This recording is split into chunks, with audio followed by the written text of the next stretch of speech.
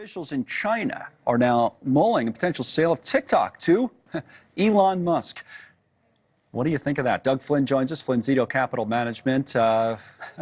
He's gonna own everything. I mean, does this make any sense? I mean, what do you make of this? Because obviously selling, that's been the thing. People want TikTok to be sold to, an American company or an American, get it out of Chinese hands. Elon Musk?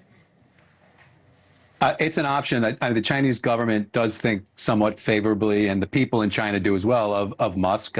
He does employ people over there. He makes Teslas over there and sells them there. So he has some familiarity. I think if they're going to have to give it up, and they may very well have to give it up. Of course, they're fighting it, the Chinese government. And the Chinese government has a say in this because it involves that algorithm, and any technology that's sold that the Chinese own, if it involves an algorithm or some kind of technology, the CCP can weigh in on whether or not they want it sold or not. So if it gets banned because they don't want to sell it, then they need options. Or the out is, this is one of the options. We don't even know if Elon's if he wants to do this. It's rumored to be about $40 to $50 billion. I was reading the Bloomberg report on it. It's interesting. Like you said, China's fighting back against it. Real quick though, on TikTok, this is something we never talk about. What do you think of it as a business? Is it a good business? Remember, Twitter wasn't when he bought it. He still bought it. But what about TikTok?